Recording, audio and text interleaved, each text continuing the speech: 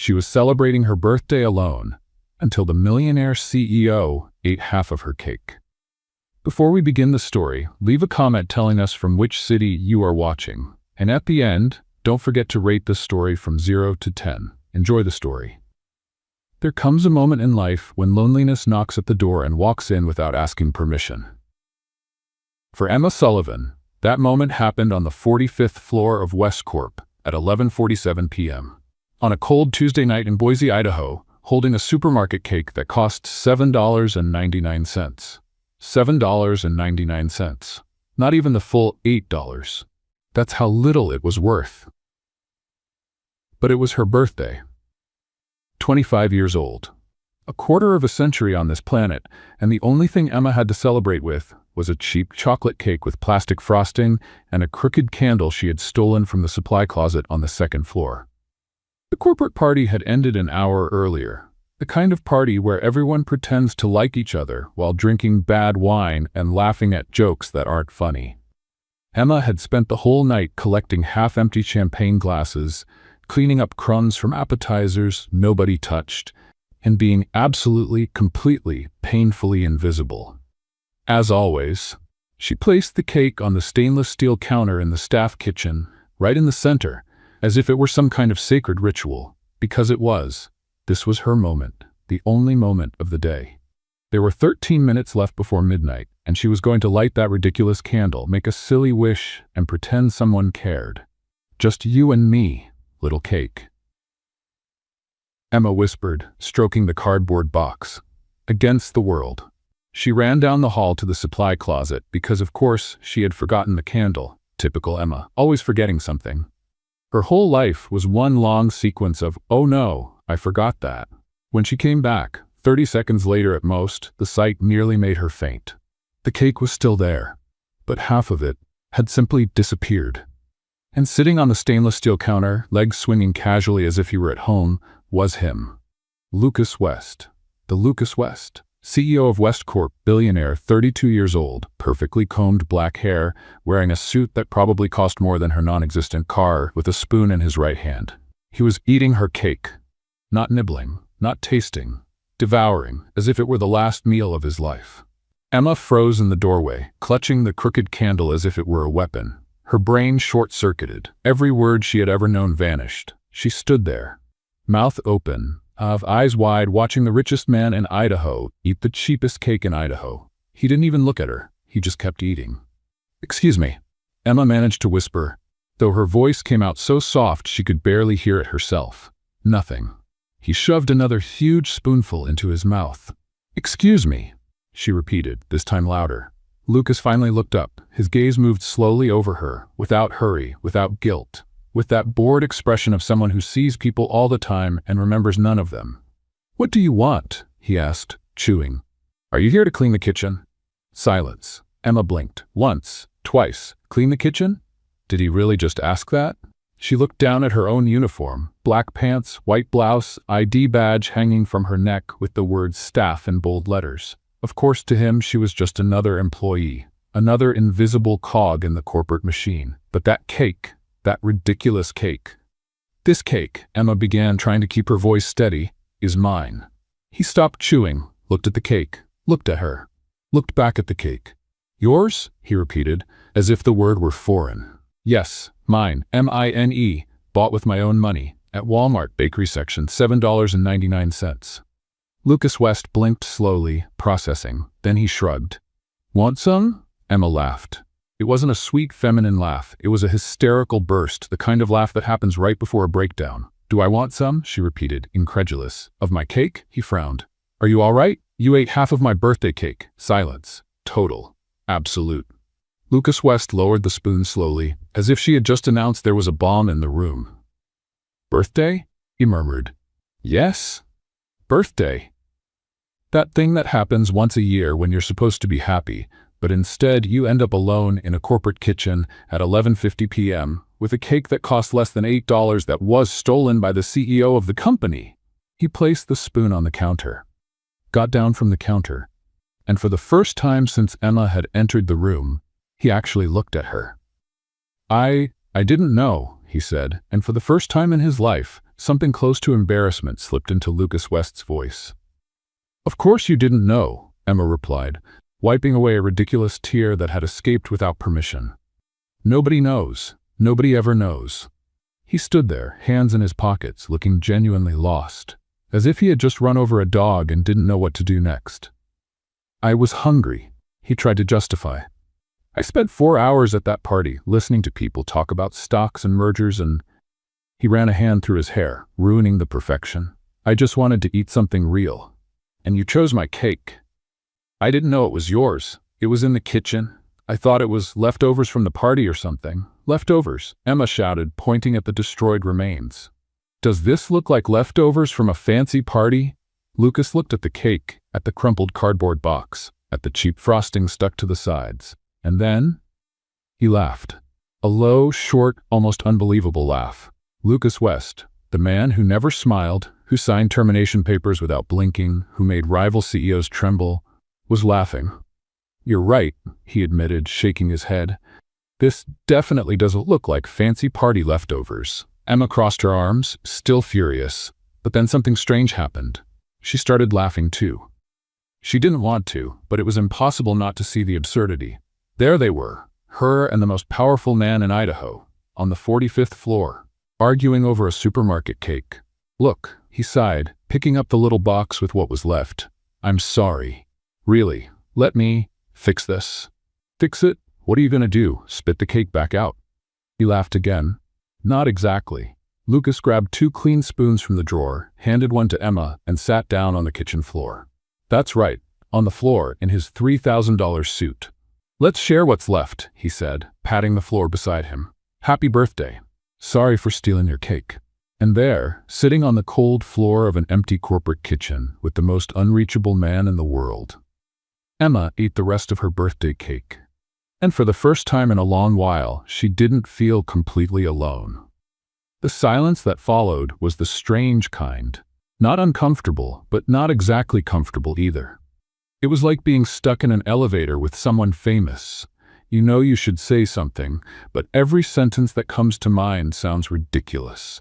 Emma stirred the leftover frosting with her spoon, trying not to look directly at Lucas West, because frankly, the whole thing was too bizarre. She was sitting on the floor of a corporate kitchen, eating cake with the company's CEO, the man who appeared on the cover of Forbes, the man who owned a helicopter, and she could barely pay her rent. "So," Lucas broke the silence, still chewing, "how long have you worked here?" Emma almost choked. "Seriously, you're going to ask me questions now? After stealing my birthday cake?" He stopped, spoon in midair, and stared at her with that confused expression he probably never used in board meetings. "I already apologized." "No, you said sorry for stealing your cake while you kept eating. That's not an apology. That's a confession." Lucas West blinked, then let out a short laugh, almost involuntary. "Do you always talk like this?" "Like what?" "Like you're not afraid of anything." Emma laughed out loud. Bitter. "Cake thief, I'm afraid of everything. The electric bill, the landlord, dying alone with 12 cats. But since you've already ruined my birthday, I have nothing else to lose today." He smiled, a small but genuine smile. "Cake thief? That's your new name. Congratulations, you've just earned a ridiculous nickname. No one's ever given me a nickname before." "Really? Not even Your Majesty or Mr. All-Powerful?" "Those don't count, they're titles." Emma rolled her eyes, but couldn't hold back a smile. There was something strangely liberating about teasing the most powerful man in Idaho, like bungee jumping, terrifying but addictive. Lucas tilted his head, studying her with genuine curiosity, as if Emma were a puzzle he couldn't solve.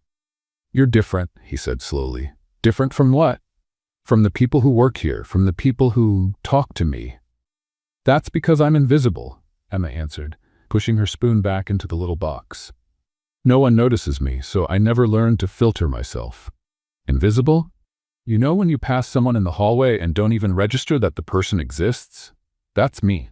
The cleaning girl, the one who serves coffee, the one who picks up glasses after the fancy parties." Lucas frowned, as if processing impossible information. I didn't know." "Of course you didn't. Why would you?" Emma shrugged, trying to sound casual, but the pain was there, throbbing. "I'm part of the furniture. Useful, but forgettable. He stayed silent for a moment, then took the last slice of cake, the one with the most frosting, and placed it on her side. "This is yours." Emma looked at the slice, then at him.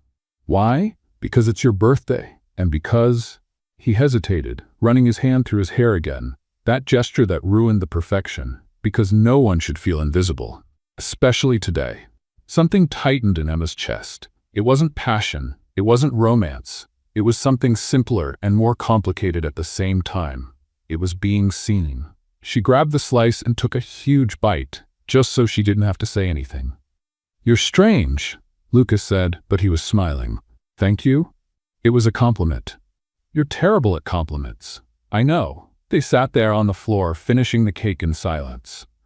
Emma expected him to leave at any moment, to remember he was a billionaire CEO with more important things to do than eat grocery store cake with a cleaning staff worker.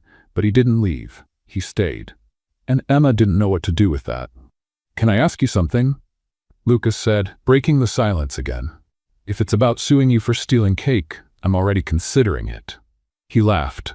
That short laugh that sounded rusty, as if he no longer knew how to use it. "No, it's about—" He hesitated. "Why were you alone on your birthday?"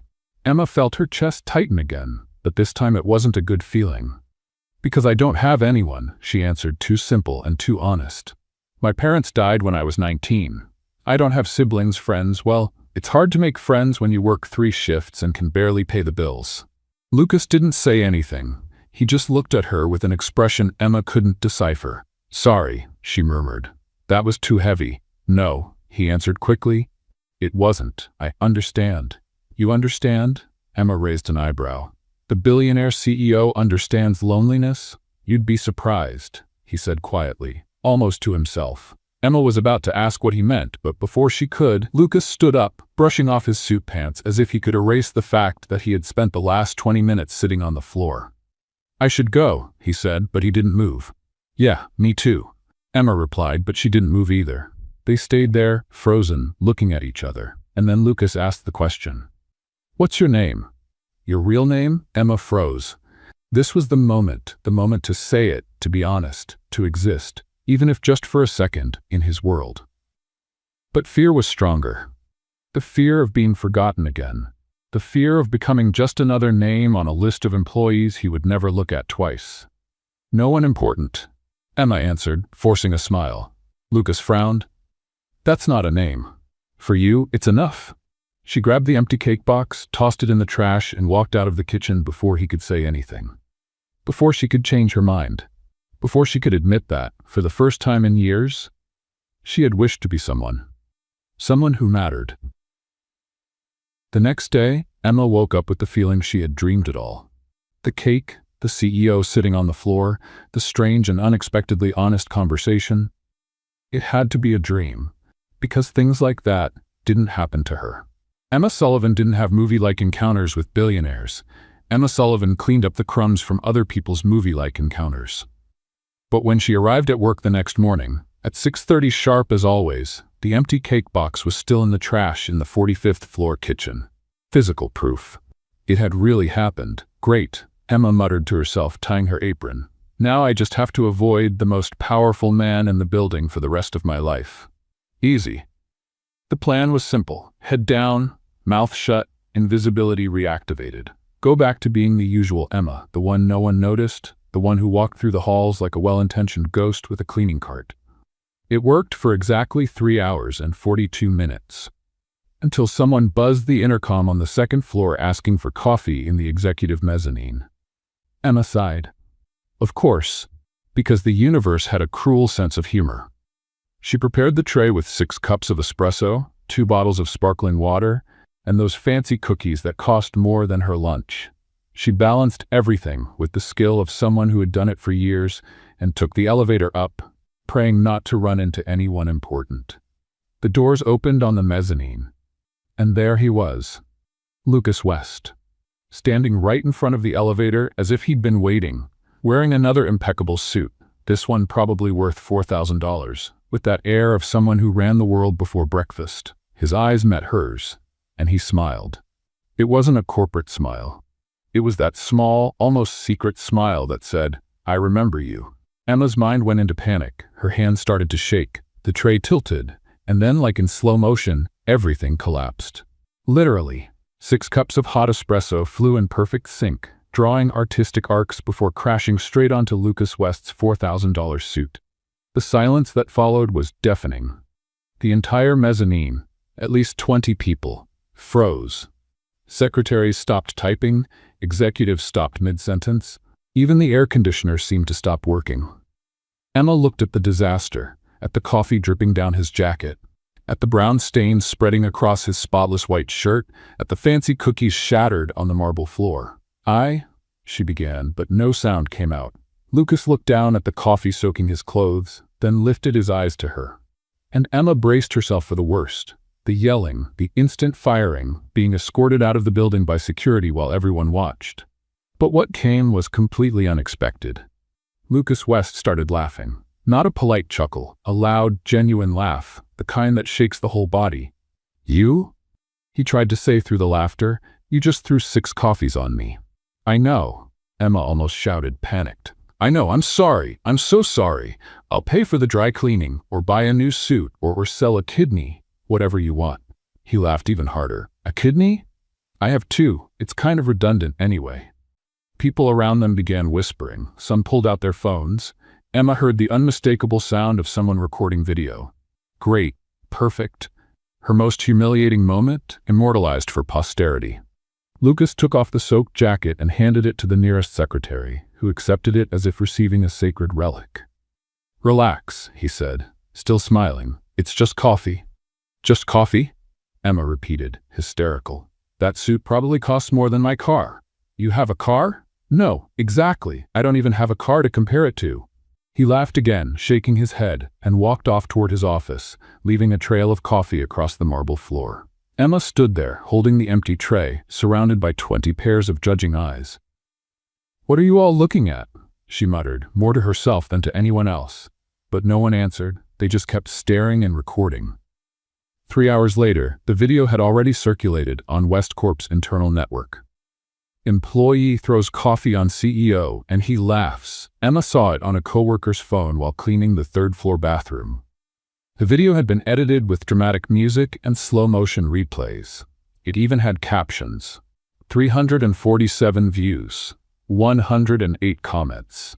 Emma didn't want to read them, but it was like watching a car crash, impossible to look away. Who is this girl? She's definitely getting fired. Wait, is Lucas actually laughing? Since when does he laugh at anything? Bet she did it on purpose to get attention. Typical. Always someone trying to take advantage. Emma's stomach turned. For the first time in her life, people were noticing her. And it was awful. At the end of her shift, when Emma was putting away the cleaning cart in the basement storage, Jessica, one of the few coworkers who sometimes talked to her, showed up with that look of someone holding fresh gossip. You're famous, she said, half laughing, half serious. I'm a joke, Emma corrected. Everybody's talking about you, saying you're trying to, get close to him. Get close? I threw coffee on him. Yeah, but he laughed. Lucas West never laughs, and now people are saying you did it on purpose. Emma sat down on a box of cleaning supplies, too tired to stand. I didn't do anything on purpose. I just exist, and apparently even that I do wrong. Just welcome to the club of people who exist. It's lousy. By the time Emma finally left, it was past 9 at night. The building was almost empty, just a few workaholic executives and the security staff. She walked through the lobby with her head down, as always, hoping no one would notice her. But a voice stopped her. Hey, nobody important.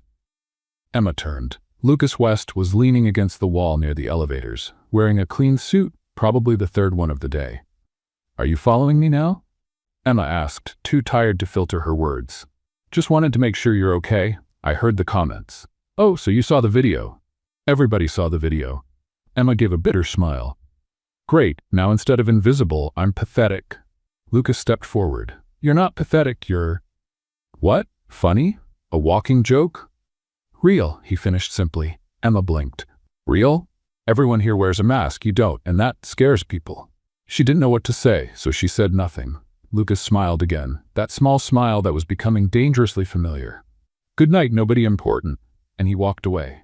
leaving Emma alone in the empty lobby, realizing something terrifying. For the first time in her life, she wanted to be seen.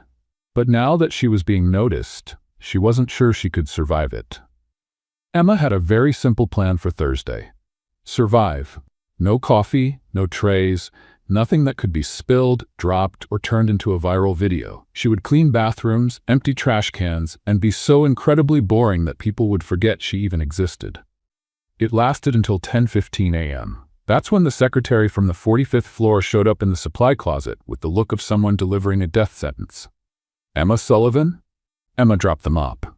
Depends. Who's asking? Mr. West wants to see you now. Emma's stomach dropped to the basement. See, me? His office, 45th floor, in 5 minutes, and the secretary left, leaving Emma alone with her rising panic and the smell of pine disinfectant. Great, she muttered, pulling off her rubber gloves. I'm going to get fired. By the man who stole my cake. How poetic. The elevator ride up to the 45th floor felt like an eternity. Emma rehearsed mental speeches. Mr. West, it has been a pleasure working here. No, too formal. Look, sorry about the coffee. No, too casual. Please don't fire me, I need to eat. Too desperate. When the doors opened, the secretary, a woman named Margaret with gray hair and thick glasses, pointed to the huge glass door at the end of the hallway. You can go in. He's waiting. Emma took a deep breath, 3 times, then knocked on the door. Come in. Lucas's voice came from inside. The office was exactly what Emma imagined a billionaire's office would be. Floor-to-ceiling windows with a view of the entire city, a mahogany desk that probably cost more than a car, a real car, not imaginary, shelves full of books that looked like they'd never been read. And Lucas West, sitting behind the desk, no jacket, sleeves rolled up, looking tired and human. Sit, he said, pointing to the leather chair in front of the desk. Emma sat on the edge, as if the chair might explode. Look, she began quickly, about the coffee, I swear it wasn't on purpose. I know you laughed, but if you want to fire me, I understand. Just, can I get my things first? Lucas blinked, then gave that half smile that was becoming familiar. You think I called you here to fire you? Yes? Why would I fire you? Because I spilled coffee on you. That was an accident. Because I called you a cake thief? Technically, I did steal your cake. Because I exist and people think I'm trying to, I don't know, manipulate you or something? Lucas leaned back in his chair, studying her with that intensity that made Emma feel like a book being read. Do you really think I care what people think? You're the CEO of a billion-dollar company. You probably should care. He gave a short but genuine laugh. Fair. But I didn't call you here because of stupid rumors. I called you because... He hesitated, running a hand through his hair. Because I want to talk. Emma frowned. Talk? About what? About you. Me? Why? Because you're interesting. Emma burst out laughing, loud and unfiltered. Interesting? I clean bathrooms, literally. There's nothing less interesting than that. You're straightforward, honest, not afraid to tease me. Half the people in this building can barely make eye contact with me. That's because you're intimidating. And you're not intimidated? Of course I am. Emma nearly shouted. You stole my cake, and I still thought I was about to get fired. Lucas laughed again, and there was something in that laugh, something light, unguarded, that made Emma forget for a second where she was. So, he went on, leaning forward, why do you work here? Because I need to pay rent. No. I mean, do you have dreams, goals, things you want to do besides cleaning the 45th floor of West Corp? Emma went silent. No one had ever asked her that before. She began slowly, I wanted to have a small cafe. Nothing fancy, just a place where people could sit, talk, feel like they belong somewhere. Why don't you do it? Emma gave a bitter laugh. Because cafes cost money, and I can barely afford my 1-bedroom apartment with leaks and a neighbor who plays drums at 3 in the morning. Do you have a business plan? I have notebooks full of ideas that will never happen. Does that count? Lucas stayed quiet for a moment, just looking at her with that impossible-to-read expression. Why were you so sad? He suddenly asked. That night with the cake? Why were you alone? Emma felt her chest tighten. Because I'm always alone. Why? Because it's easier. Because when you don't get close to anyone, no one can disappoint you or die or forget you exist. The words slipped out but she could filter them, raw and too honest. Lucas didn't look away. I understand, he said quietly. You understand? Emma raised an eyebrow. Really? You, with millions of dollars and your own helicopter? Money doesn't buy real company, only flatterers. Emma opened her mouth to answer but had nothing to say, because, in a twisted way, she understood. So that's it, she asked. You're bored and I'm… What? Entertainment? No, Lucas replied firmly. You're real and it's been a long time since I've talked to someone real. Emma didn't know what to say. So she did what she always did when she felt uncomfortable. Made a joke. This is very strange. You know this is strange, right? He smiled. Completely. They stayed quiet for a moment. It wasn't uncomfortable. It was strange. But good. Can I go now? Emma asked. Or do you have more existential questions about my pathetic life? Just one more. What? Can I call you Emma? Or do you prefer nobody important? She rolled her eyes but couldn't stop the smile. Emma is fine. Great, because nobody important is too long to shout down the halls. Emma froze. Wait, you're not going to shout my name down the halls. I'm not? No, people already think something's going on. And is there? He asked, with that irritating half-smile. There is not. He laughed loudly, and Emma realized, with absolute horror, that she liked that sound. When she finally left the room, Margaret gave her that judgmental look only a secretary who has seen too much in life can give. He never calls anyone just to talk, she said. Great, Emma muttered. That definitely won't fuel the rumors. But as she walked back to the elevator, her heart beating too fast and her hands still shaking, Emma couldn't stop thinking about one thing. Lucas West was looking for her. And the scariest part? She wanted to be found. Emma had lived 25 years without drawing attention. 25 years of strategic invisibility. And in less than a week, she had managed to become the most talked-about subject at West Corp. Congratulations, Emma. Amazing. On Friday morning, she was in the break room on the 45th floor making fresh coffee, this time with both hands firmly on the pot, because she had learned her lesson when she heard his voice. Good morning. Emma turned. Lucas was leaning against the doorframe, hands in his pockets, with that half-smile that was becoming dangerously familiar. You need to stop appearing out of nowhere, Emma said, trying to sound annoyed, but it came out more nervous. You're going to give me a heart attack. Sorry. CEO habit. We show up in unexpected places to keep everyone on their toes. That's disturbing. I know. He grabbed a cup and poured himself some coffee like a normal person. Emma was still getting used to this version of him, the version that didn't have an assistant to make his coffee, that laughed at bad jokes, and apparently enjoyed talking to cleaning staff. So, Lucas began, far too casually, what do you do on the weekend? Emma nearly choked on her coffee. Sorry, what? Weekend? Saturday, Sunday, those 2 days between work weeks? I know what a weekend is. Just, why are you asking? Curiosity. You're very strange, you know that, right? I've been told. Emma rolled her eyes but couldn't stop the smile. I usually sleep in, watch bad shows, and pretend my life has meaning. And you? Meetings. More meetings and business dinners that last 4 hours where nobody really eats. Wow, that sounds awful. It is. They stood there, drinking coffee in comfortable silence, and Emma was starting to think that maybe, just maybe, this wasn't as bizarre as it seemed. And that was exactly when she appeared.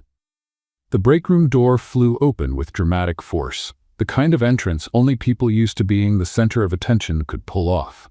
And a woman walked in. Tall, blonde, wearing a red dress that probably cost more than 3 months of Emma's rent, high heels clicking like a death sentence on the marble floor. And she looked straight at Lucas as if Emma didn't exist. Lucas, darling, she said with a voice that was both sweet and venomous. I didn't know you were having coffee in the staff break room. Lucas tensed, visibly as if someone had just thrown a bucket of cold water over him. Sabrina, he said curt. What are you doing here? Ah, Sabrina, the ex-fiancée. Emma had heard the gossip. Everyone at West Corp knew the story. The whirlwind engagement, the devastating breakup, the corporate Cold War that followed. Sabrina finally looked at Emma, and that look felt like being examined and dismissed in less than 2 seconds. And who's this? She asked, with such obvious disdain that even the walls seemed uncomfortable. Emma, Lucas answered before Emma could speak. She works here. Oh, Sabrina smiled, the kind of smile that cut. The cleaning lady. How sweet. Emma felt her face grow hot, not from embarrassment, but from anger. Maintenance and general services technician, she corrected with a smile just as sharp as Schwarp. But cleaning lady works, easier to pronounce. Sabrina arched a perfectly shaped eyebrow. Lucas has always had such a generous heart, talking to every level of the company. Very democratic of you, dear. Sabrina, Lucas cut in, his voice low and dangerous. You weren't invited. I don't need an invitation. I still have my access pass. Remember? When we were engaged and you promised me the world? I gave the world back when you gave back the ring. Good one, Emma thought. But she didn't say a word. She just stood there, holding the coffee pot, feeling small and out of place. Sabrina stepped closer to Lucas, completely ignoring Emma. I came to take care of some business with the board, but what luck to find you here, making coffee with the help. And that's when something inside Emma snapped. Look, she said, setting the pot down on the counter with more force than necessary. I get that you're having a dramatic moment. Clearly rehearsed, probably planned your entrance and everything. But could you maybe have your existential crisis somewhere else? Some of us have work to do. The silence that followed was absolute. Sabrina slowly turned, like a predator just realizing the prey had teeth. Excuse me? You heard me. Or do you want me to repeat it more slowly? How dare you talk to me like that? Easily. I moved my mouth and the words came out. It's actually quite simple. Lucas made a strange sound. Emma realized, horrified, that he was trying not to laugh. Sabrina turned red. Not from shame, but from pure fury. Do you know who I am? She hissed, stepping toward Emma in a threatening way. I do. The X. Every company has one. Usually they stay in the past, but some just can't handle being dismissed. There. Emma had just signed her death sentence. Sabrina opened her mouth to respond, but Lucas stepped forward. Enough. The word came out so cold, so final, that even Emma stepped back. Lucas moved between Emma and Sabrina, creating a physical barrier. You don't talk to her like that, he said, low and dangerous. You don't talk to anyone in my building like that, understood? Your cleaning lady just insulted me, and you came here uninvited, interrupted a private conversation, and treated an employee like garbage. So yes, Sabrina, she had every right to answer you back. Sabrina's face was now completely red. You're defending her? Me? Or defending this nobody? Careful, Lucas warned. Be very careful with what you're about to say. For heaven's sake, Lucas, she's a cleaning lady. Are you really going to humiliate me over someone who scrubs bathrooms? Yes. The word echoed through the break room. It probably echoed across the entire floor. And at that moment, Emma realized they weren't alone. People were in the hallway. Secretaries, executives, everyone was watching. Great. Another viral video coming up. Lucas took a deep breath, trying to calm down. Emma is not just a cleaning lady. She's an employee of this company. And even if she were, that doesn't give you the right to treat her with contempt. Now, please, gather your things and get out of my building. You'll regret this, Sabrina whispered, poisonous. I doubt it. She stormed out, slamming the door. Her heels echoed down the hallway like gunshots. Emma stood there, breathing fast, trying to process what had just happened. Lucas turned to her. Are you okay? Emma let out a hysterical laugh. I'm great. I just insulted my boss's ex-fiancée and will probably get sued. Doing super well. You're not going to get sued. She hates me. She hates everyone. She especially hates me now. Lucas gave that half smile again. You were amazing. Emma blinked. What? No one has ever talked back to her like that. It was refreshing. Refreshing? I probably just started World War III. He laughed, and despite everything that had just happened, Emma found herself laughing too. Because, in the end, it was hilarious. Tragic, but hilarious. Emma spent the rest of Friday morning trying to become invisible again. Mission impossible, considering half the 45th floor had witnessed her verbal battle with Sabrina Lowell. People stared, whispered, some with admiration, others with pity. And some, mostly the executive assistants who idolized Sabrina, with pure hatred. Emma was scrubbing the same corner of the hallway for the 4th time when he appeared again. Are you avoiding this corner, or do you have something against it? Lucas asked, hands in his pockets, with that annoyingly casual smile. Emma dropped the cloth. You again? Seriously, you need to wear a bell or something. Noted. I'll add that to my list of personal improvements. What do you want now? Lunch. Emma blinked. Excuse me? Lunch. That meal that happens between breakfast and dinner. I know what lunch is. Why are you telling me about lunch? Lucas shrugged, as if the answer was obvious. Because I want to have lunch with you. Silence. Emma looked at him, then glanced around to see if there was a hidden camera. Some prank show? Some rational explanation? No, she finally said. No, definitely not. Why not? Because you are you and I am me, and your ex-fiancé just publicly hated me, and people already think something is going on, and I clean bathrooms, Lucas. He blinked at her outburst. And you want to have lunch with me in the rooftop restaurant where everyone will see and gossip and create conspiracy theories. Who said it would be in the restaurant? Emma stopped. Then where? Still on the rooftop, but in my private office, just the two of us. Somehow that was worse. That's even stranger. Why? Because it sounds, I don't know, suspicious. Lucas sighed, running a hand through his hair, the gesture Emma was starting to recognize as a sign of frustration. Emma, I just want to have lunch with you. No audience, no pressure, just food and conversation. Is that really so unreasonable? Yes, Emma wanted to shout. Yes, it was completely unreasonable. You're a billionaire and I can barely afford Friday pizza. But the way he looked at her, as if her answer truly mattered. Fine, she said, against every survival instinct. But if it's fancy food that needs 4 different forks, I'm leaving. He smiled. That genuine smile that lit up his entire face. No multiple forks, I promise. The rooftop restaurant was exactly how Emma imagined the paradise of the wealthy. Glass ceiling, plants everywhere, tables with white cloths, so spotless they looked like they had never been touched. And everyone looked when she walked in. Emma was still in uniform, because of course she didn't have time to change, and she felt like a fish out of water, or better, like a cleaner in a 5-star restaurant. Because that's exactly what she was. Lucas guided her to a corner table by the window overlooking the whole city. Emma sat carefully, as if the chair might break. Relax, Lucas said, sitting across from her. It's just lunch. Easy for you to say. You were probably born knowing how to use a fish fork. Fish fork? I don't know. Rich people have forks for everything.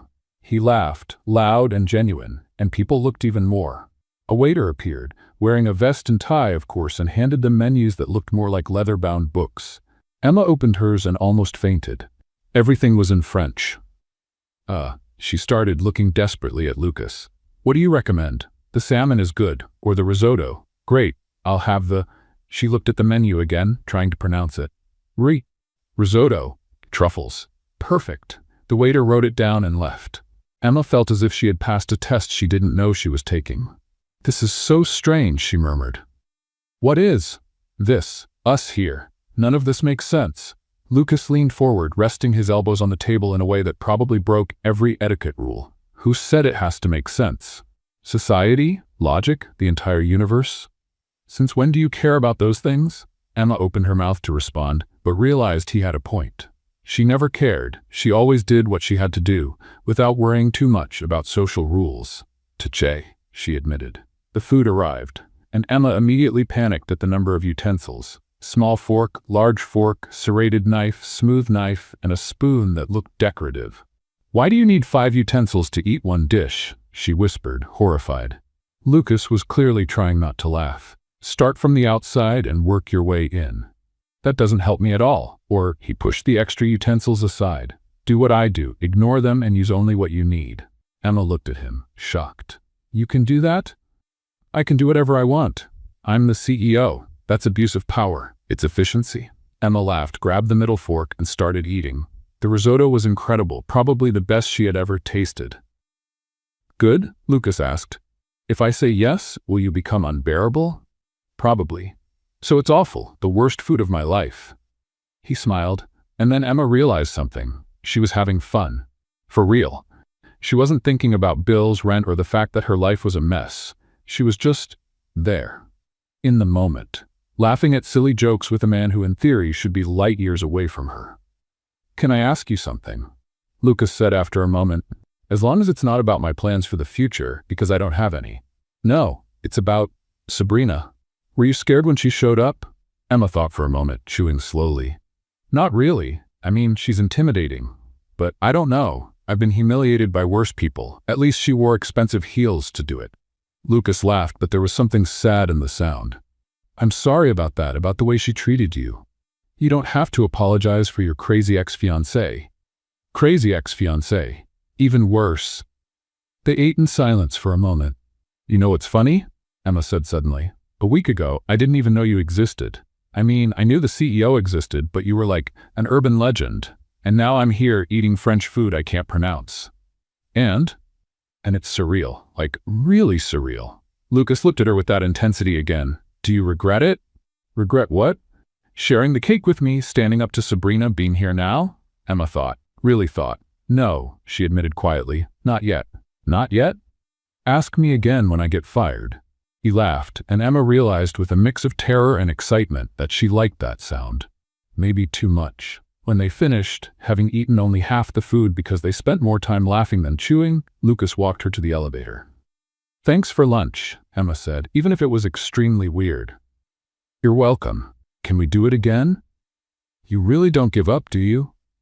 Not when I find something worthwhile. Emma felt her face warm. That was very direct. I know. The elevator doors opened. Emma stepped in and turned to him. See you later, cake thief. See you later, nobody important. And as the doors closed, Emma couldn't stop smiling, even knowing it would all end in disaster. Monday arrived with the subtlety of a runaway truck. Emma was in the supply room organizing cleaning products, because her life had supposedly gone back to normal, when Jessica showed up with that look of someone carrying heavy gossip. You need to hear this, she said, closing the door behind her. Emma dropped the bottle of disinfectant. If it's about the rooftop lunch, everyone already knows. I know everyone knows. I saw the looks. It's not about lunch, it's worse. Emma felt her stomach sink. How much worse? Worse as in the executive board is talking about you worse. The board? Why? Jessica looked around as if the walls had ears, which, in a company like Westcorp, they probably did.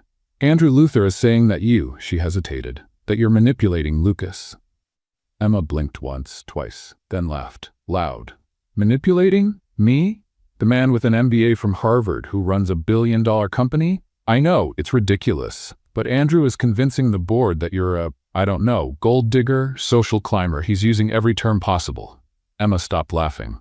Wait, he really thinks I'm trying to scam Lucas?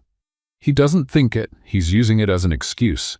Andrew has wanted Lucas's position for years, and apparently you're the perfect ammunition. Great. Emma sat down on a box of toilet paper because her life had reached that point. I've become a piece on a corporate chessboard. Always wanted that. Jessica sat down next to her. There's more. Of course there is. He's suggesting that you be relocated. Relocated? Emma raised an eyebrow. Is that corporate code for firing? Sort of. He wants to transfer you to the night shift in the basement, basically hide you. Emma felt something tighten in her chest. It wasn't exactly fear. It was something worse. It was the confirmation that she would never be enough. You know what's funny? She said, her voice low. I always knew this would happen. I always knew I didn't belong in this world, but some stupid part of me thought that. I don't know. That maybe this time it would be different. Emma? No, it's okay. It actually makes sense. Corporate Politics 101, eliminate the weak piece. You're not weak. Jessica, I clean bathrooms. Literally. They have meetings about million-dollar acquisitions. Of course I'm the weak piece. She stood up, brushing invisible dust off her pants. I'm going to quit. What? Yes, before they humiliate me even more, before Lucas has to choose between me and his company. Emma, he's not going to let you walk away like that. He won't have a choice.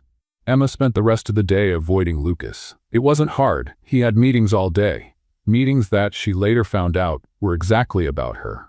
At 5 in the afternoon, just as she was about to leave, Margaret, the secretary, intercepted her. Mr. West wants to see you now. Emma took a deep breath. Of course he does. His office had the blinds closed. That was never a good sign. Lucas was standing in front of the window, hands in his pockets, shoulders tense. Sit, he said without turning. Emma sat on the edge of the chair, ready to run. He finally turned, and he looked exhausted. You heard? About the board wanting to send me to the basement? I heard. Andrew is doing this on purpose to throw me off. I know. I won't let him. Emma gave a sad smile. Lucas, you can't fight the whole board over a cleaning lady. Stop calling yourself that. That's what I am. No. He slammed his hand on the desk, not in anger, in frustration. You are not just a cleaning lady. You're smart, funny, brave. You face crazy ex-fiancés. You call me a cake thief to my face. You are." He stopped and took a deep breath. "You're the most real person I've met in years." Emma felt her eyes burn. "That doesn't matter. Not in the real world. In the real world, I don't belong here, and you know it. I don't accept that." "You don't have a choice. Andrew's right. I'm a distraction. You have a company to run, shareholders, employees, responsibilities that go beyond," she gestured between them. "This." Lucas came around the desk, stopped in front of her. "What if I don't want to choose?" "Then you're more idealistic than I thought." He ran a hand through his hair. That frustrated gesture Emma knew so well now. "Let me handle this. I'll talk to Andrew, I'll talk to the board." "And say what? That the cleaning lady isn't after your money? That she just wants to live her life in peace? They won't believe you. They'll think you're blind or manipulated or worse." "I don't care." "But I do." Emma stood. "I care because I don't want to be the reason your company collapses. I don't want to be the joke. The girl who thought she could have something with a billionaire." "Emma, I'm going to resign tomorrow before the board meeting." "No, it's not your decision. It is if I make it." Emma laughed, without humor. "You're going to force me to stay? Very CEO of you." Lucas closed his eyes, took a deep breath. "Give me a week. 1 week to fix this. 1 week won't change anything. Let me try." Emma looked at him, the tired face, the eyes asking for more than words. And against all instinct, she agreed. 1 week. "But Lucas," she hesitated, "if it doesn't work, I leave and you let me." He didn't answer. He just nodded. Emma left the office feeling worse than when she entered. She walked down the hallway with her head down, trying to ignore the stares. That's when she saw Andrew Luther. Tall, expensive suit, a smile that never reached his eyes. He stopped her in the hallway. "Emma Sullivan, right?" "Depends on who's asking." "Andrew Luther, partner at the company." "I know who you are." He smiled, that kind of shark smile. "Then you also know I'm trying to help." "Help who?" "Lucas, the company, all of us, really." "Oh yes, very altruistic of you wanting to fire me to help." "It's not personal, it's business." Lucas is distracted, and distractions are expensive in our world. Emma crossed her arms. "And you want his chair?" "That's not personal either, I guess." Andrew raised an eyebrow, impressed. "You're smarter than I thought." "Everyone's smarter than you think, you just don't pay attention." "Touche." He adjusted his tie. "But I'll give you some free advice. Leave now while you still have dignity. Because when the board decides, you won't have a choice, and it will be much more humiliating." Veiled threats. How original. "It's not a threat. It's reality." Emma stepped forward, small but firm. "You know the difference between you and Lucas? He sees people and you see chess pieces. And in the end, people always win." She walked past him, leaving Andrew standing in the hallway. But as she entered the elevator, Emma couldn't stop thinking. What if he was right? What if she really was just a distraction? A weak piece in a game she should never have entered. The doors closed, and Emma decided 1 week. After that, she would disappear, before Lucas had to choose between her and everything he had built. Because she already knew the ending to this story. And it was never her who won. Emma didn't sleep that night. She lay staring at the ceiling of her tiny apartment, listening to the neighbor play drums at 3 in the morning, because of course he would on this night, and trying to convince herself she was doing the right thing. 1 week, Lucas had asked. But Emma knew endings, and this one would not be happy. So at 5 o'clock on Tuesday morning, she made the hardest decision of her life. She was leaving. Not the city, not immediately, but Westcorp, Lucas, all of it. Everything that, for 2 incredible and absurd weeks, had made her feel seen. Because sometimes loving someone meant stepping out of the way, even if it hurt like hell. Emma arrived at the building at 6 a.m., as always. But this time, she didn't grab the cleaning cart, didn't put on the apron, just went straight up to the 45th floor, to the one place where it had all begun. The kitchen was empty, silent, exactly like that night with the cake. She took a piece of paper, actually a napkin, and wrote with the pen she had in her pocket, "Thank you for sharing the cake." That was all. Because what else could she say? Sorry for being a distraction? Thank you for making me feel special for 2 weeks? You'll be fine without me, but I'll probably never get over you. No, simple was better. Emma left the note on the counter, the same place where Lucas had eaten half her cake and left. She went down to the lobby, returned her badge at the reception desk. The attendant looked puzzled but didn't ask anything. And then Emma walked down Broadway Avenue toward the bus station, with a backpack on her shoulders and a heart broken into pieces she pretended not to feel. Lucas arrived at the office at 7:30. He had spent the whole night awake preparing arguments for the board meeting. Numbers, strategies, ways to prove that Emma wasn't a distraction but rather, well, he still hadn't figured out how to describe what Emma was. Real. That was the closest word. He needed coffee. That bad coffee from the staff kitchen he had somehow started to like. He went into the kitchen, saw the napkin, picked it up, read it, and the world stopped. Thank you for sharing the cake. No. Lucas ran to Margaret's office. Emma, where's Emma? Margaret looked over her glasses, confused. Sullivan? I haven't seen her today. She starts at 6. She's always here at 6. Not today, sir. Lucas was already running to the elevators, dialing her cell phone, which went straight to voicemail because of course it did. Where are you?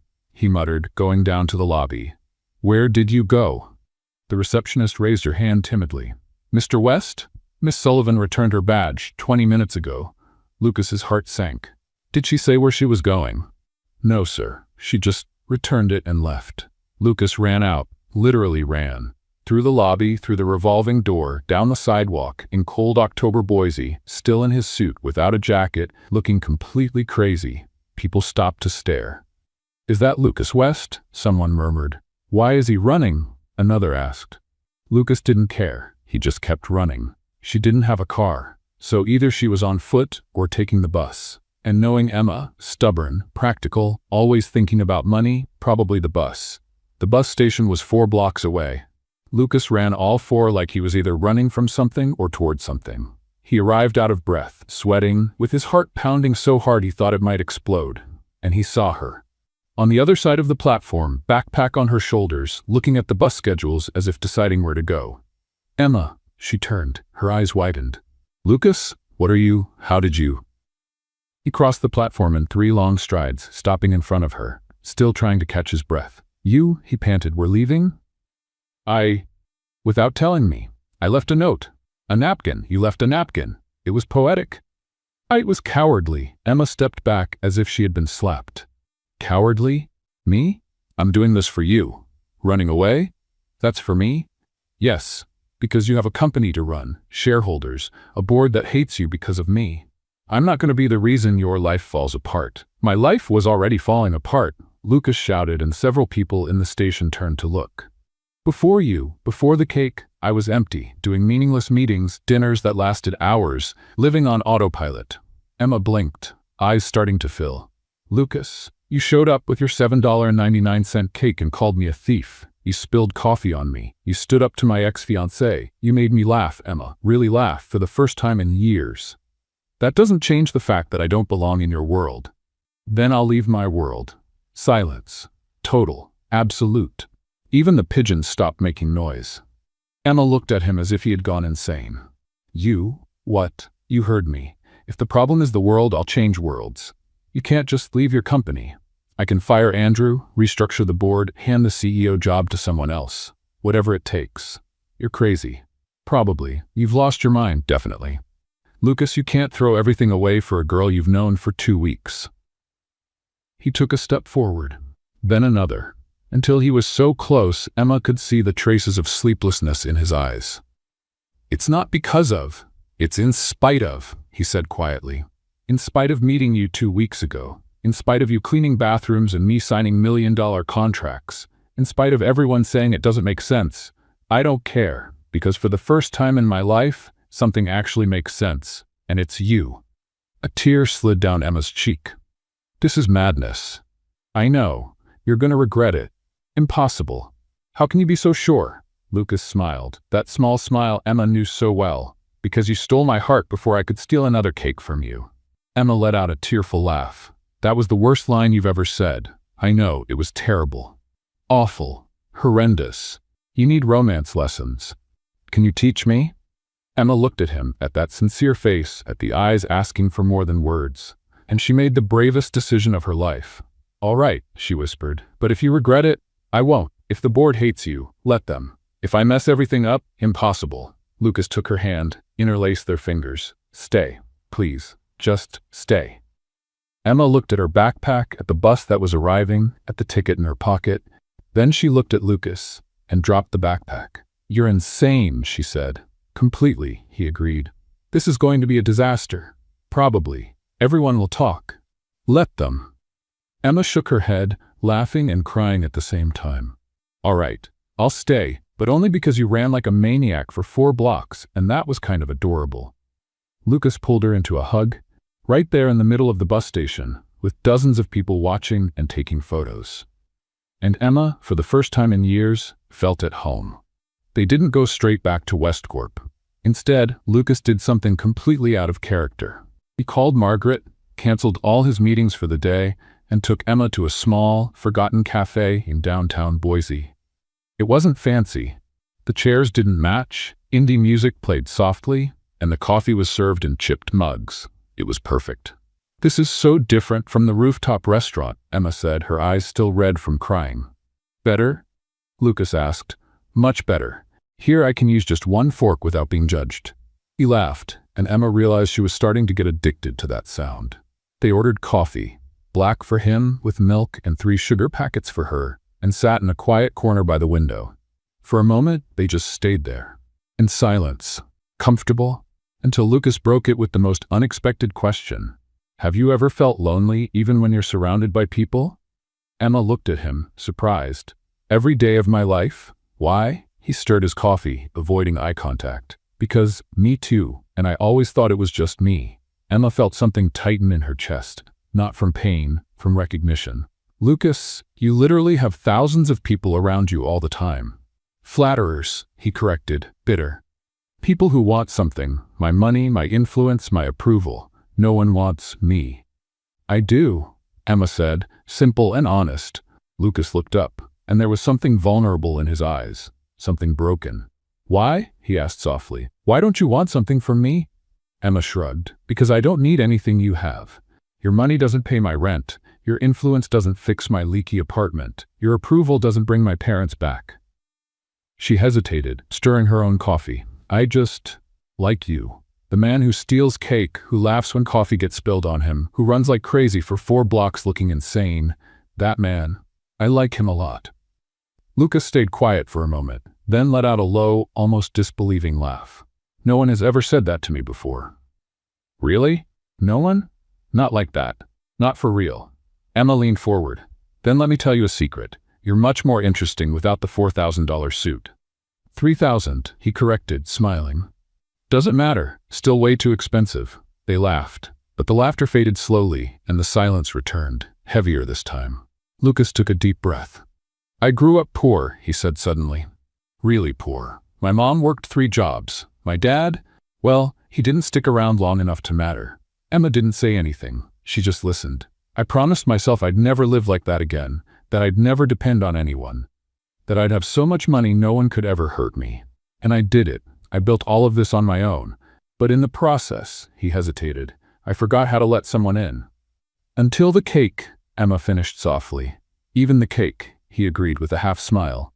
You broke down all my defenses with $7.99 of cheap chocolate. Technically, you broke mine by stealing half of it. Details. Emma smiled but felt her eyes sting again. Can I tell you a secret too? Please. She took a deep breath. It never got easier. My parents died in a car accident when I was 19. They were coming back from a surprise trip to pick me up from college, the one I had just dropped out of because I couldn't afford it. They spent money they didn't have on a trip to make me feel better. And they died on the way back. Lucas took her hand across the table, steady, present. Emma, I always thought it was my fault. If I hadn't dropped out of college, they wouldn't have gone. If I had been stronger, smarter, more anything, they'd still be here. It wasn't your fault. I know. Rationally, I know. But here, she tapped her chest, here it still hurts like it was. A tear slipped out, then another. Emma quickly wiped them with the back of her hand. Sorry. That got heavy.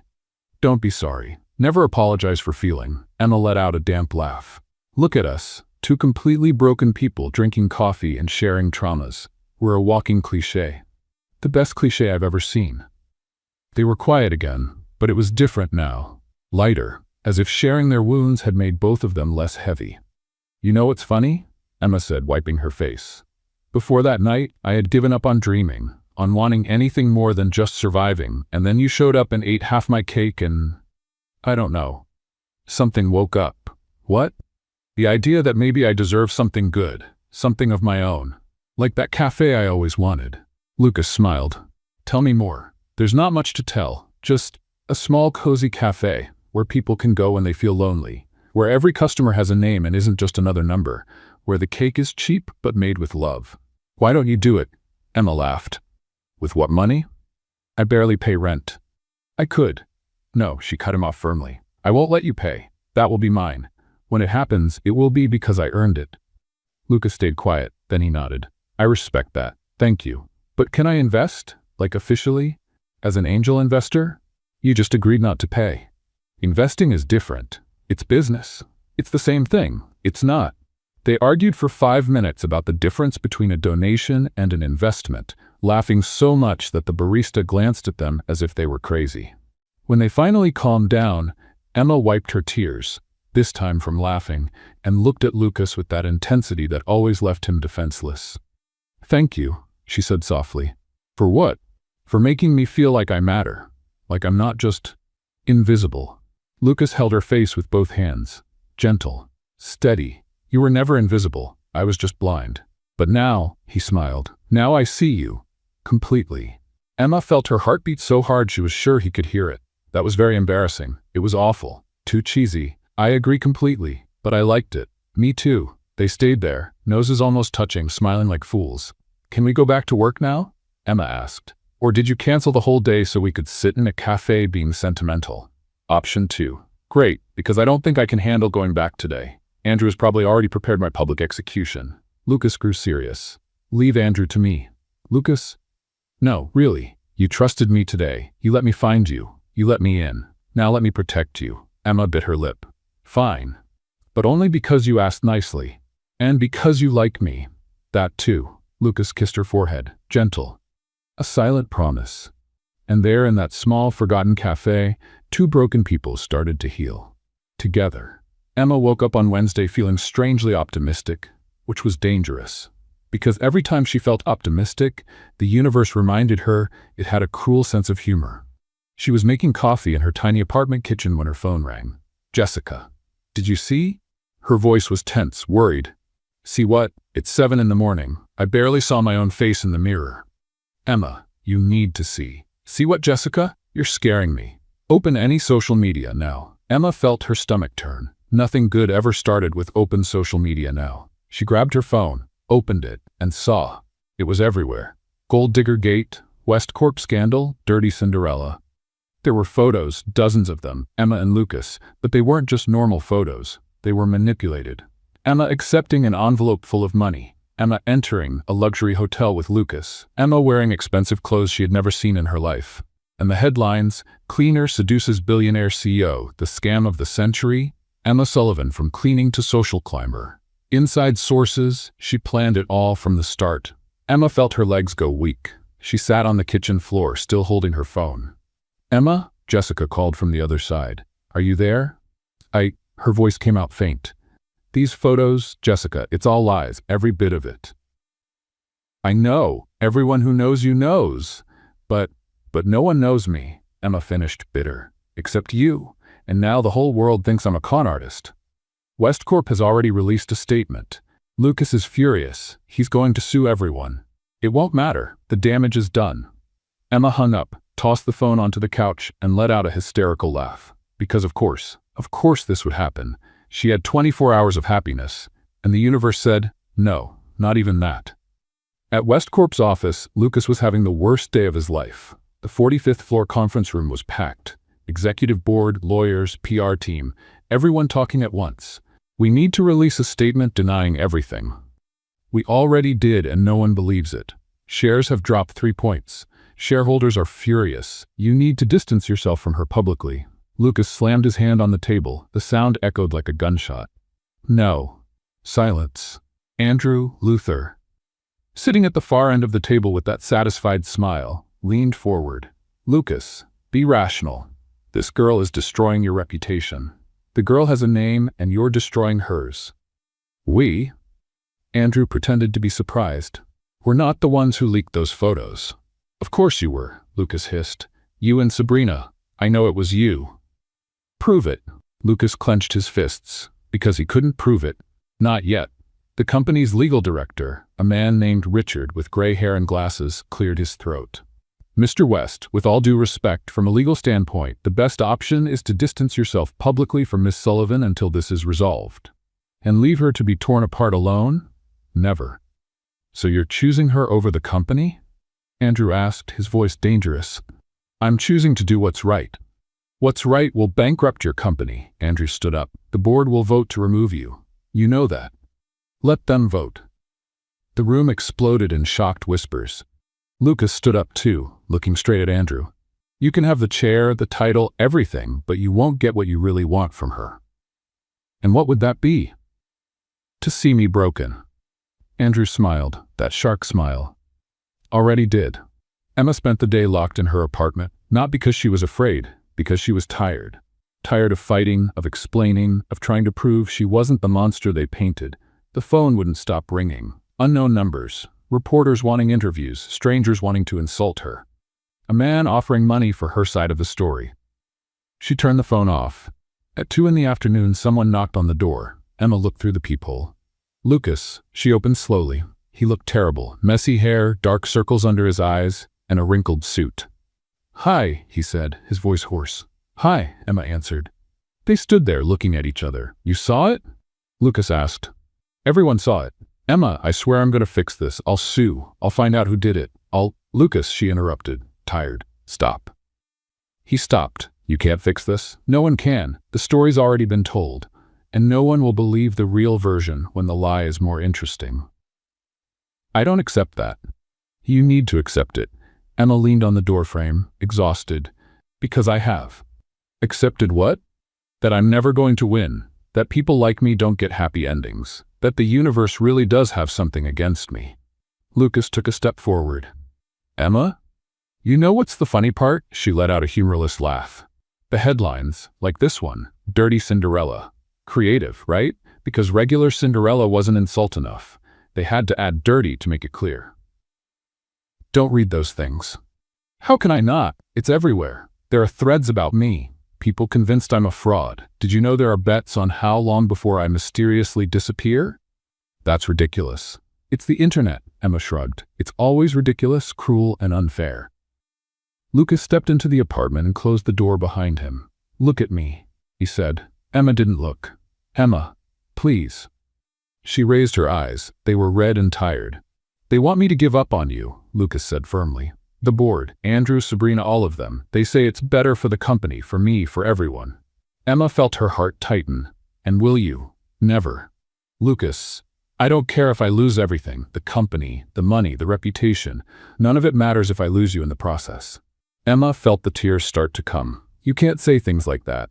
Why not? Because it makes me hope. And hope hurts when it's taken away. Lucas cupped her face in both hands. Then let it hurt, but don't give up, not now. I'm tired of fighting. I know, so let me fight for you.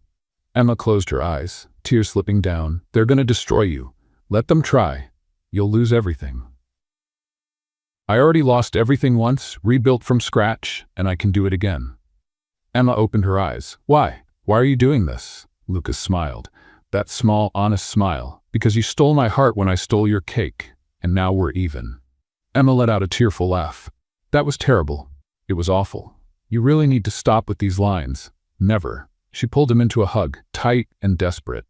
I'm scared, she whispered against his shoulder. So am I, he admitted, but we'll be scared together.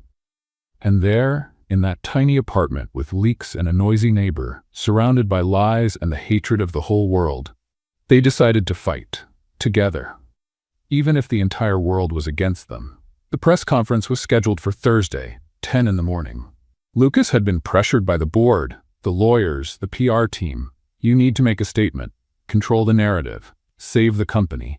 What none of them knew was that Lucas West wasn't planning to save the company. He was planning something much riskier, something completely insane.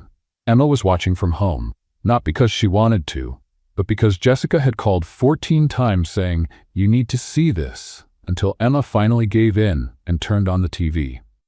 The West Corp event hall was packed, reporters, cameras, executives, everyone waiting for Lucas to do what they wanted, throw Emma under the bus and move on. Emma felt her stomach twist. "He's not going to do it?" she murmured to herself. "He promised." But a part of her, the tired, wounded part, whispered, "But what if he does?" Lucas walked into the hall, perfect suit, perfect posture, serious face, but Emma knew that look. There was something there, something dangerous. He stepped onto the small stage, adjusted the microphone, and looked directly at the camera. "Good morning," he began, voice steady. "Thank you for coming. I know you're all expecting an official statement about the recent events." Absolute silence. "And I will give a statement, just not the one you expect." Emma leaned forward in her chair. Lucas took a deep breath. "Emma Sullivan is not a gold digger, not a social climber, not any of the horrible things the internet invented. She is." He paused, and for the first time smiled. "She's the woman who called me a cake thief, and she was right."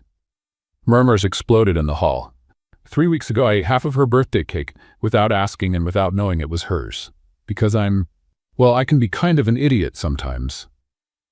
A few nervous laughs, and since then, my life has been turned upside down. She spilled coffee on me, stood up to my ex-fiancé, made me laugh when I'd forgotten how, made me feel something when I was completely empty. Emma felt her eyes sting. "The photos that circulated are fake and manipulated, and I will sue every person involved down to the last cent. But this isn't about that. It's about..."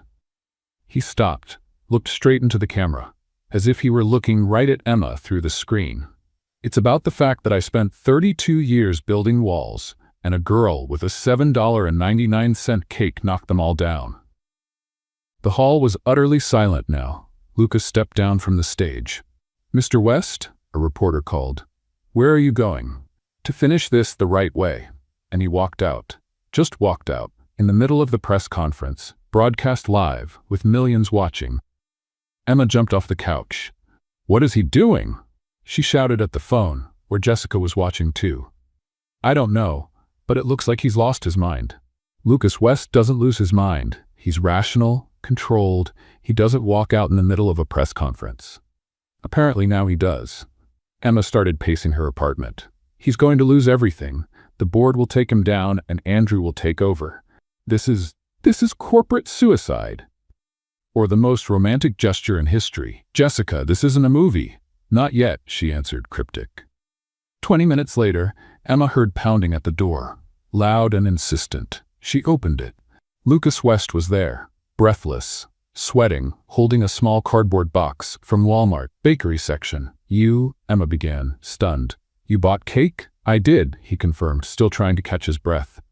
"In the middle of a corporate crisis, I walked out of the press conference, took the car, went to Walmart, bought a chocolate cake, $7.99.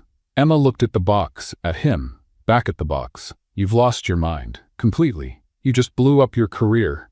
"Probably. And you bought cake." It seemed appropriate. Emma didn't know whether to laugh or cry, so she did both. Lucas stepped into the apartment, set the little box down on the coffee table, the same one with a broken leg propped up by old books. "Emma Sullivan," he began, far too formal for the ridiculous situation. "3 weeks ago I stole your cake, and without meaning to, you stole my heart." "Lucas, let me finish, please." Emma closed her mouth. He opened the box. The cake was there, whole, untouched, with that familiar plastic-like frosting. And then Lucas West, CEO of a billion-dollar company, Harvard graduate, helicopter owner, knelt down on the floor of the leaky apartment, holding the cake. "Marry me," he said. Emma blinked. "What? Marry me? Before I steal another cake of yours." Silence. Absolute total. Emma looked at him, at the cake, then back at him. You're asking me to marry you with a supermarket cake on the floor of my apartment after blowing up your career live on TV. Yes, this is the most ridiculous thing I've ever seen. I know. And the most romantic too." Lucas smiled, that genuine smile that lit everything up. "So, is that a yes?" Emma sat down on the floor in front of him, grabbed a spoon, because apparently there was always a spoon nearby. It was their destiny. "Are you sure?" she asked, serious now. Because the board will crucify you. Andrew will take over and you'll lose everything. I told you, I can rebuild everything except you. People will talk. Let them. It will be hard. I know. We'll probably be poor. I have a few million saved. That buys a lot of cake. Emma laughed, crying happy and terrified at the same time. You're insane. Completely. This makes no sense. Nothing in our story makes sense. True. She took a spoonful of cake. It started with you stealing half. It makes sense to end by sharing the whole thing. So is that a yes? Emma looked into his eyes, the eyes that had become hers, the eyes that truly saw her. Yes, she whispered. I'll marry you, cake thief. Lucas pulled her into a kiss, right there on the floor, with Walmart cake between them. And when they pulled apart, laughing and crying, Emma noticed something. There was a camera at the window. Lucas, she pointed, horrified. He looked and shrugged. Let it. The whole world has already seen me lose my mind. They should see the good part too. The video went viral in 17 minutes. Shash cake wedding, cake thief, best proposal ever. 20 million views in 1 hour. 50 million in 3. And among the comments, a reply from a verified account called Sabrina Lowell Official, I lost. Followed by another from Andrew Luther CEO, the board voted, you're out west. And a third from Lucas West Official, great, I was thinking of opening a coffee shop anyway. Emma read it, reread it, and burst out laughing. You didn't just, I did. Lucas confirmed, taking another spoonful of cake. You said you wanted a coffee shop, so we'll open one. With what money? With my saved millions. Lucas, what? You said it would be hard being poor. I said I had money. You're impossible, and you love me anyway. Emma stopped, looked at him. I do, she admitted quietly, very much. I love you too. And there, eating cheap cake on the floor of a leaky apartment, they began the rest of their lives together. 6 months later, the sign swayed gently in the cold April wind in Boise. Half a Cake Cafe. Below, in smaller letters, where every story begins with a spoonful. Emma stood on the sidewalk, looking at the storefront with that mix of pride and disbelief that hadn't left even after 3 months of open doors. Still can't believe it's real? Lucas appeared behind her, 2 cups of coffee in his hands. No, Emma admitted, taking the cup. Every morning I wake up thinking I'll wake up again and find out it was all a dream. If it's a dream, then I'm dreaming too. And it would be strange for us to be in the same dream. We shared cake. I think sharing a dream isn't that impossible. Lucas laughed. That laugh Emma had learned to spark and loved to hear. They stepped into the cafe. The bell on the door rang. Emma had insisted on an old-fashioned bell because real coffee shops have bells on the door. And the smell of fresh coffee and newly baked cake filled the air. The place was small, cozy, mismatched chairs Emma had found in thrift stores, reclaimed wooden tables, warm lights hanging from the ceiling, and shelves full of books customers could read. And of course, the giant chalkboard on the wall with the menu written by hand. House special, stolen chocolate cake, half or whole. Emma was never going to let that joke die. Good morning, bosses. Jessica appeared from the kitchen, her apron covered in flour. We have 6 cake orders for pickup, and someone called asking if we make wedding cakes. Wedding cakes? Emma raised an eyebrow. Seriously? Yes, they saw the video and want the cake that saved the wedding of the century. Lucas almost spit out his coffee. They do know the cake was from Walmart, right? They don't care. They want the full experience, proposal included. Emma shook her head, laughing. The world has gone crazy. Or maybe we went crazy and the world finally caught up, Lucas suggested. That's also possible. The cafe door opened. A couple walked in, young, shy, clearly on a first date. Emma went over to them with that smile that made every customer feel at home. Welcome to Half a Cake? Table for 2? Yes, please, the young man said nervously. Emma led them to the table by the window. The best table in the cafe. The one with a view of Broadway Avenue, where the morning light came in just right. First time here? She asked, handing them menus. Yes, the girl answered. We heard that, well, that this place has a story. Every cafe has a story, Emma said, smiling. But ours started with a stolen cake, so it's a little different. They laughed, relaxing. Emma went back to the counter where Lucas was typing on his laptop, probably checking numbers because even without being a CEO, he couldn't stop organizing things. You really need to stop telling the cake story to everyone, Lucas muttered. Never. Emma replied firmly. It's free marketing. It's embarrassing. For you, I think it's great. Of course you do. She leaned on the counter, resting her chin in her hand, watching him work. Any regrets? She asked softly. He looked up. About what? Everything. The press conference, leaving Westcorp, investing in a cafe that might go under in 6 months. It won't go under. Lucas, seriously. He closed the laptop, took her hand. 0 regrets. Not one. You saved me, Emma, from a life that looked perfect but was empty, so no, not a single regret. Emma felt her eyes sting. Stop saying sappy things during business hours. Never. You're impossible. And you love me. Unfortunately. They smiled. The kind of smile people share when they've been through everything and survived together. That night, after the last customer left and Jessica went home, Emma and Lucas stayed alone in the cafe. It was her birthday again. 26, and for the first time in a long time, she wasn't alone. Lucas came out of the kitchen holding a small box from Walmart, bakery section. Emma started laughing before he even said anything. You didn't. I did. He set the box on the table. Tradition is tradition. You bought another $7.99 cake. Technically, it's $8 now. Inflation. Emma opened the box. Chocolate cake with plastic frosting. Exactly like a year ago, but this time there were 2 candles. 2? She asked. 1 for you and 1 for me, because technically this is our birthday. We started 1 year ago with a stolen cake.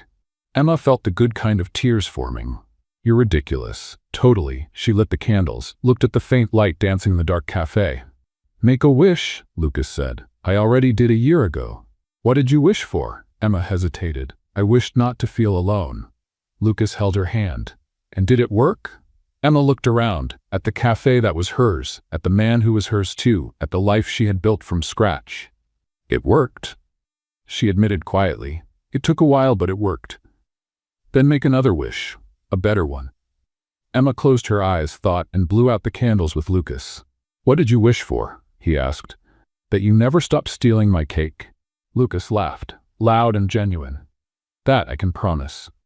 They grabbed 2 forks, because now they had plenty, but tradition mattered, and started eating straight from the box. You know what's funny? Emma said, mouthful of cake. A year ago I was having the worst day of my life, alone, invisible, thinking I'd never matter to anyone.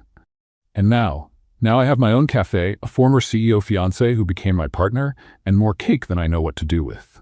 Technically, I'm the majority investor, not a partner. Details. Important. Boring. They laughed. 8 more cake, and for a moment, everything was perfect. Emma, Lucas said. Boom. Thank you. For what? For letting me steal your cake, your life, and your heart. Emma rolled her eyes, but she was smiling. You didn't steal anything. I gave it willingly, after a lot of your annoying persistence. Fair enough. They finished the cake in silence. The good kind of silence. The kind that only exists between people who don't need to fill the empty spaces, because they've already filled each other. Happy birthday, Emma Sullivan, Lucas said, raising the last piece of cake as a toast. Happy birthday, cake thief, Emma replied, clinking with her own piece. And there in the cafe that was born from a stolen cake, surrounded by dreams fulfilled and scars healed, they ate the last bite, together, as it would always be from then on. Because some stories begin with sad endings, but this one began with stolen cake, and ended with love shared. Fork by fork, spoonful by spoonful, forever. And so ends the story of Emma and Lucas, which began with a stolen cake and ended with love shared, fork by fork, spoonful by spoonful. What did you think of this journey of the $7.99 cake that changed 2 lives forever? Did you connect more with Emma, the invisible woman who just wanted to be seen, or with Lucas, the lonely man surrounded by luxury but empty inside? What was your favorite moment? The cake theft? The coffee mishap? The ridiculous proposal? Or the ending at Half a Cake Cafe? Leave your thoughts in the comments.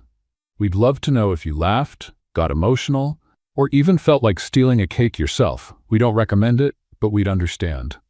On a scale of 0 to 10, what rating would you give this story? And most importantly, do you believe that love can begin in absurd and unlikely ways? That sometimes all it takes is one spoonful of courage to change everything. Don't forget to subscribe to the channel and turn on notifications to receive more emotional, funny, and surprising stories like this one. See you in the next story. And who knows, maybe next time it will be about stolen cookies or spilled coffee. After all, the best loves always begin with the most unexpected disasters. See you next time.